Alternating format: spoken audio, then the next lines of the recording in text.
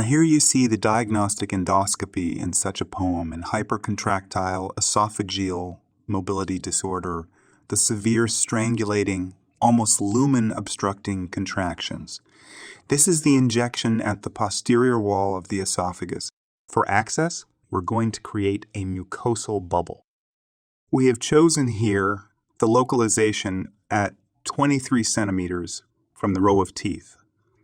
So a little bit below the upper esophagus at the posterior wall of the esophagus in front of the spine. This bubble is formed and a blue saline solution is injected. The incision is made with a triangle tip knife. This is put under monopolar current and then cuts into the mucosa. And you can now safely cut through the bubble without cutting into the musculature behind it. That will come later. A longitudinal incision is made, which can later be reclosed very well, and the submucosa is then dissected.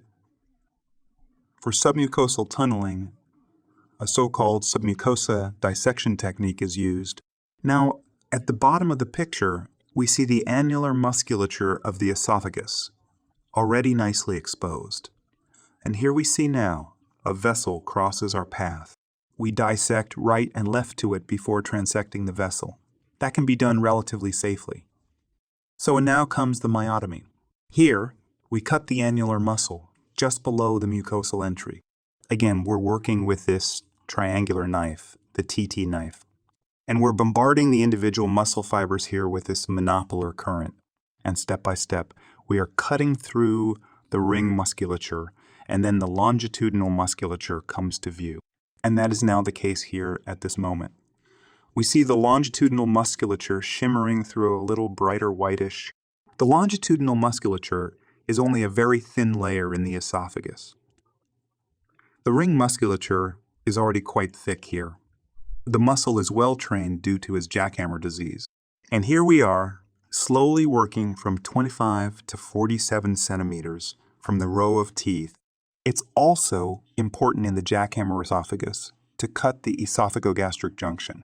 There are data that one should not terminate the myotomy above the esophagogastric junction, even if the integrated relaxation pressure was not increased in manometry. Otherwise, this will lead to problems. It could lead to a relaxation disorder if you do not advance into the stomach. You can see the carbonized myotomy folds on the right and left sides and the longitudinal muscles behind them. The mucosal entry is closed with clips at the end of the procedure. You can see our mucosal entry behind this transparent cap at the very bottom. Now the clip is inserted through the endoscope's working channel, and its position is corrected. The longitudinal incision on the posterior wall of the esophagus is closed again. Now the clip is placed, allowing the positioning of a second clip. This one dropped down a little bit.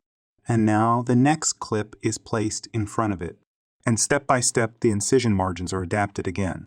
So that was the surgery now. Long posterior poem from 25 to 43 centimeters from the row of teeth. Mucosal entry at 23 centimeters on the posterior wall of the esophagus, the esophagogastric junction, localized at 40 centimeters from the row of teeth. The mucosal entry was closed with 5 clips. Why do this at all on the posterior wall? You shouldn't do a long myotomy on the anterior wall because it starts at 28 centimeters and further up is the pars membranaceae, a trachea. And you shouldn't interfere with that because otherwise you could produce an esophagotracheal fistula.